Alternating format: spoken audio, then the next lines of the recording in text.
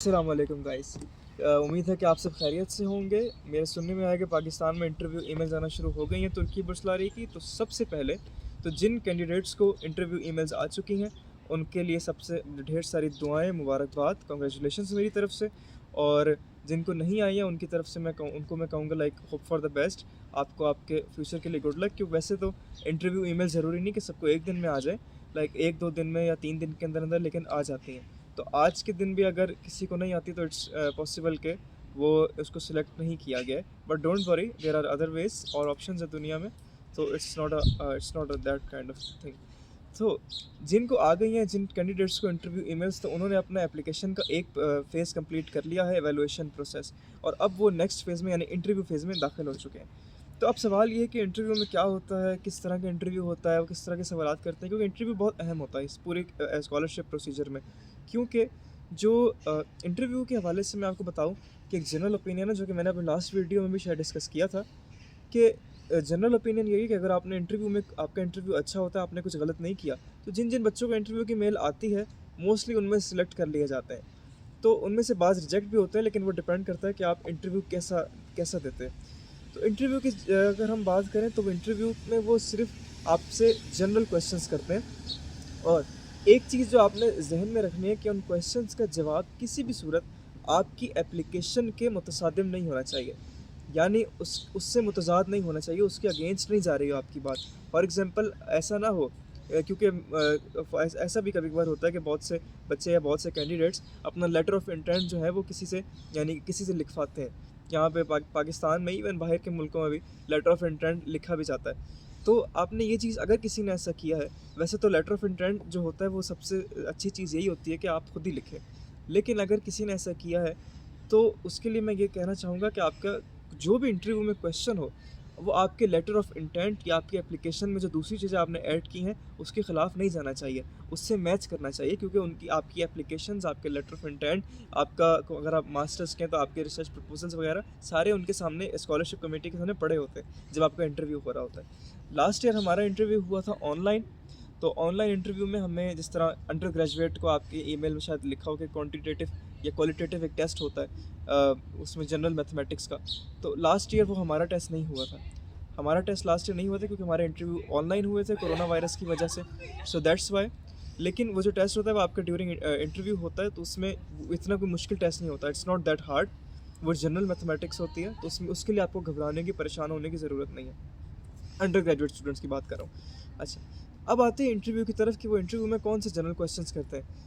उनके जो 3 या 4 मेन सवाल होते हैं, यही वो सबसे करते हैं, डिफरेंट उनके प्रोग्राम्स, उनकी यूनिवर्सिटी प्रेफरेंसेस के हवाले से। फॉर एग्जांपल, मैंने अंडर ग्रेजुएट के लिए अप्लाई किया था टर्की में, और मेरी प्रेफरेंसेस थी, वैसे तो 12 प्रेफरेंसेस थी। जो फर्स्ट प्रेफरेंस थी वो अनकरा यूनिवर्सिटी थी, और मैंने प्रोग्राम सेलेक्ट किया था इंटरनेशनल रिलेशंस। यहाँ मैं इंटरनेशनल रिलेशंस पढ़ने के लिए मुझे सेलेक्ट किया गया। तो जब मेरा इंटरव्यू शुरू हुआ था तो उन्होंने सबसे पहले तो ये क्वेश्चन किया, उनमें से 2 वहाँ पे इंटरव्यू ले रहे थे, लेकिन आपकी दफ़ा चूँकि आपका फ़ेस टू फ़ेस इंटरव्यू होगा तो लोग ज़्यादा होंगे, तकरीबन 3 से 4 पॉसिबल है कि वहाँ पे बैठे हों, जिनमें एक पाकिस्तान में जो उनके रिप्रेजेंटेटिव होते हैं वो भी शायद मौजूद हो। तो क्वेश्चन इंटरव्यू में सबसे पहला क्वेश्चन उन्होंने ये किया था कि इंट्रोड्यूस योर सेल्फ, और इंटरव्यू इंग्लिश में था, इंग्लिश लैंग्वेज में। तो सबसे पहला क्वेश्चन ये था कि इंट्रोड्यूस योर सेल्फ। अब इंट्रोड्यूस योर सेल्फ में आपने सारी चीज़ें कवर करनी है, स्पेशली वो चीज़ें जो आपने अपने बारे में लेटर ऑफ इंटेंट में लिखी हैं। फॉर एग्जांपल, आपने सबसे पहले तो अपना जनरल डिस्क्रिप्शन देना है कि मैं स्टूडेंट हूँ, मैं ऐसे हूँ, मेरी ये अचीवमेंट सारा कुछ है। इसके अलावा आपने जो सबसे ज़्यादा जिक्र करना है अपनी को करिकुलर एक्टिविटीज़, और जो एक्स्ट्रा करिकुलर एक्टिविटीज़ आपने की हैं, या जो वर्क एक्सपीरियंस आपका है आपके सीवी के हवाले से, सारा कुछ जो कुछ भी आपने किया, आपने कोई वॉलंटरी एक्टिविटी की, कोई सोशल एक्टिविटीज़ हैं आपकी, हर चीज़ को आपने अपने इंट्रोडक्शन में अपने शामिल करना है। फॉर एग्ज़ाम्पल, अगर आप राइटर हैं, अगर आप यूट्यूबर हैं, तो आपने इस चीज़ को भी ऐड करना है। क्योंकि जब मैंने बताया था लास्ट टाइम कि मैं यूट्यूबर हूँ, मैं राइटिंग भी करता हूँ, तो उन्होंने उसी वक्त मेरा इंटरव्यू जो ले रहे थे, मैं जो हमारे हुजा जो भी थे वहाँ पे सर, जो इंटरव्यू ले रहे थे, उन्होंने उसी वक्त उसको चेक भी किया था। तो आपने ये चीज़ ध्यान से रखनी है कि आपने कुछ भी हो जाए, गलत कुछ नहीं बताना। उतना बताना है कि जितना आप में है, लेकिन उस सब कुछ बताना है कि जो आप में है इंट्रोडक्शन में। तो ये चीज़ें आपने ध्यान से कवर करनी है, और परेशान नहीं होना, बिल्कुल भी घबराना नहीं, नर्वस नहीं होना इंटरव्यू में। तो इंट्रोडक्शन के बाद उन्होंने पूछा कि आपके लिए, क्योंकि इंट्रोडक्शन में उन्होंने पूछा कि आपके लिए दूसरे भी मुल्क हैं। Like for example, Hungary scholarship देता है अंडर ग्रेजुएट स्टूडेंट्स को। इसके अलावा दूसरे मुल्क है, इटली स्कॉलरशिप देता है, साउथ कोरिया देता है, जापान देता है। तो आपने इतने मुल्कों के अलावा आपने तुर्की को क्यों सिलेक्ट किया? आपके पास आपके मार्क्स अच्छे हैं, सब कुछ है, सो आपके पास वॉलंटरी एक्टिविटीज़ है, सारा कुछ है। तो फिर आप तुर्की में ही क्यों पढ़ना चाहते हैं? आप किसी और इस मुल्क में क्यों नहीं जाना चाहते? तो इसके लिए आपने जवाब, क्योंकि ये तो ज़ाहिर है अब ये हर इंसान की डिफरेंट चॉइस होती है, तो ये आपने अपनी चॉइस के मुताबिक देना है इसका जवाब, जो भी कि जो रीज़न है आपकी तुर्की सेलेक्ट करने की। और फॉर एग्जांपल अब बहुत से लोग लेटर ऑफ इंटेंट में इस तरह लिखते हैं, और मैंने भी ये चीज़ ऐड की थी लेटर ऑफ इंटेंट में, कि मैं टर्की से, क्योंकि टर्की हमारा एक ब्रदरली नेशन है और हमारा बहुत एक पुराना कल्चरल और हिस्टोरिकल कनेक्शन है, तो इसलिए मैं, चूँकि मैं अपने हिस्ट्री में इंटरेस्ट की वजह से तुर्की जाना चाहता हूँ। मैं तुर्की का जो हिस्टोरिकल इंफ्रास्ट्रक्चर है, जो हिस्टोरिकल चीज़ें हैं, मैं उनको विजिट करना चाहता हूँ, एक्सप्लोर करना चाहता हूँ। और जो यहाँ के लोग हैं, जो हमसे कल्चरली हिस्टोरिकली कनेक्टेड है, यहाँ की लोकल पॉपुलेशन, मैं उनसे डायरेक्टली इन टच होना चाहता हूँ। मैंने ये जवाब दिया था उस चीज़ का, क्योंकि मैंने लेटर ऑफ इंटेंट में भी अपनी तकरीबन इसी से मिलती जुलती बातें की थी। तो ये चीज़ आपने जहन में रखनी है, कोई चीज़ आपके अगेंस्ट, लेटर ऑफ इंटेंट के अगेंस्ट ना जाए, मुतसादिम नहीं जानी चाहिए आपके इसमें चीज़ कोई भी। अच्छा, ये क्वेश्चन हुआ। उसके बाद फिर उन्होंने तो आपके पास जनरल और फैमिली इन्फॉर्मेशन लेते हैं कि आपकी फैमिली क्या करती है, किस तरह से, तो वो आपने जनरल जो है उसका बता देना है कि बहन भाई क्या करते हैं, आपके फादर क्या करते हैं, मदर क्या करती हैं वो। अच्छा, इसके बाद आपके प्रोग्राम से रिलेटेड वो सवाल करते हैं। फॉर एग्जांपल उन्होंने मुझसे किया था कि आपने आईआर सेलेक्ट किया है, आईआर ही क्यों सिलेक्ट किया है आपने? तो आईआर क्यों सिलेक्ट किया है, और तुर्की में इंटरनेशनल रिलेशंस पढ़ने का आपको क्या फ़ायदा होगा, और तुर्की के अलावा क्यों नहीं आप कहीं पर इंटरनेशनल रिलेशंस पढ़ना चाहते? उन्होंने मुझसे ये क्वेश्चन किया था, और हर किसी से उसके प्रोग्राम के हवाले से वो यही क्वेश्चन करते हैं, क्योंकि यही उनके जनरल क्वेश्चंस होते हैं, 3 या आई थिंक 4। तो इसका आपने जवाब, जो भी आपका प्रोग्राम है, जो भी आपका डिपार्टमेंट है, जो भी चीज़ें आपने पहले लेटर ऑफ इंटेंट में थोड़ी बहुत बयान की हैं, उसी को मज़ीद एक्सप्लेन करना है, आपने बताना है कि मैंने फॉर एग्जांपल, अगर जब उन्होंने मुझसे पूछा था कि आपने आईआर क्यों सिलेक्ट किया है, तो मैंने बताया था कि मेरे फ्यूचर एम्स ये हैं, मैं फ्यूचर में इंटरनेशनल रिलेशंस पढ़ के, तुर्की से पढ़ने का मुझे ये फ़ायदा होगा कि मैं एक लैंग्वेज सीखूंगा, मैं एक नया कल्चर देखूंगा, मेरा सोचने का ज़ाविया तब्दील होगा, सब कुछ यानी मुझे इसका एक्सपोजर मिलेगा, सोशल एक्सपोजर मिलेगा। मैं जाऊंगा टर्की, एक नया मुल्क देखूंगा, और फिर फ्यूचर में इंटरनेशनल रिलेशंस में पढ़ के फ़लाना फ़लाना मेरा एम है, फ्यूचर एम है, ये मुझे जॉब करनी है। तो मुझे मेरी सीवी में ये चीज़ मुझे फ़ायदा देगी, मुझे तुर्की में पढ़ने का एक्सपोजर हासिल करने का ये फ़ायदा होगा।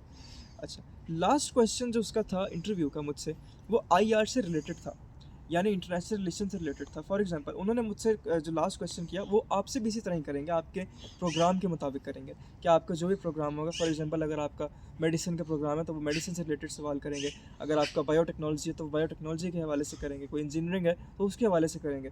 तो लास्ट क्वेश्चन मेरा इंटरनेशनल रिलेशन के हवाले से था।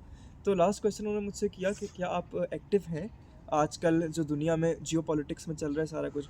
मैंने कहा मैं जी बिल्कुल एक्टिव हूँ, आप मुझसे क्वेश्चन कर सकते हैं किसी भी हवाले से। तो उन्होंने क्वेश्चन किया मुझसे कि like who are the main actors in Middle East right now, यानी मिडल ईस्ट में, मशरक़ वस्ती में इस वक्त कौन से मेन प्लेयर्स जो हैं वहाँ की पॉलिटिकल गेम्स में इन्वॉल्व है। तो उसका मैंने जवाब दिया था, मैंने कहा कि if you are specifically asking about Syria, तो मैंने सीरिया का डिस्क्रिप्शन पेश कर दिया, वहाँ पे उनको प्रेजेंट कर दिया था कि सीरिया में there is a civil war going on one side there is Iran, Russia and its proxies with Hezbollah supporting the government of Bashar al Assad वगैरह वगैरह, और on the one side there is NATO and Turkey and that's all stuff. मैंने ये सारी चीज़ें उनको बयान कर दी। उसके बाद फिर उन्होंने फिर यानी कि जब जितना मैंने बताना था सब कुछ, सारे कुछ लेकिन सही इन्फॉर्मेशन, और फिर मैंने बताया कि जो उस वक्त के चंद न्यूज़, उस वक्त जो हॉट न्यूज़ चल रही थी सीरिया के हवाले से, टर्किश ड्रोन स्ट्राइक में जो पीके के चंद कमांडर्स मारे गए थे, उस हवाले से मैंने डिस्कस किया। तो उसके बाद फिर ये लास्ट क्वेश्चन था, इंटरव्यू उन्होंने ख़त्म किया। उन्होंने कहा कि अगर आपका कोई क्वेश्चन है तो बता दें। तो मैंने कहा नहीं, मेरा कोई क्वेश्चन नहीं, मैं रिज़ल्ट आप बता दें कब आएगा। तो फिर उन्होंने रिज़ल्ट डेट बता दी थी कि अगस्त के एंड पे रिज़ल्ट आ जाएगा, क्योंकि हमारा पिछली दफ़ा बहुत लेट हुआ था। अगस्त मेरा 30 जुलाई को पिछले साल इंटरव्यू हुआ था, तो बहुत लेट थी सारी चीज़ें। तो यही है इंटरव्यू, यही तकरीबन 4 सवाल आपसे करेंगे, ख़ासतौर पर अंडर ग्रेजुएट स्टूडेंट से। जो आपके मास्टर्स और पीएचडी के स्टूडेंट्स हैं, उनसे उनके रिसर्च प्रपोजल्स के हवाले से पूछेंगे। तो आपने वो चीज़ें प्रिपेयर करके जानी है, किस तरह से आपने उनको इस तरह जवाब देना है, उनको मोटिवेट करना है। तो यही जनरल क्वेश्चंस है, इसमें कोई घबराने वाली बात नहीं है। बस आपने नर्वस नहीं होना, और कोई चीज़ भी आपके लेटर ऑफ इंटेंट के अगेंस्ट नहीं जानी चाहिए। लेटर ऑफ इंटेंट के अगेंस्ट जाती है तो वो कहते हैं कि आपने, या तो उनको ये शक होता है कि लेटर ऑफ इंटेंट आपने नहीं लिखा, या फिर ये बात होती है कि आपने एक लेटर ऑफ इंटेंट में जो लिखा है आपने गलत लिखा है। यानी आपने रॉन्ग इन्फॉर्मेशन दी है। तो आपने ऐसा नहीं करना, आपने बिल्कुल भी नहीं करना, आपने उसके मुताबिक ही रहना है। तो ये थी हमारी आज की वीडियो। उम्मीद है कि आपको पसंद आई होगी। पसंद आई तो लाइक करें, चैनल को सब्सक्राइब करें और बेल आइकन को ज़रूर क्लिक करें ताकि हमारी हर आने वाली वीडियो का नोटिफिकेशन आप तक बआसानी पहुँच सके। मिलते हैं आपसे अपनी अगली वीडियो में। हम चलते हैं क्लास में। खुदा हाफिज़।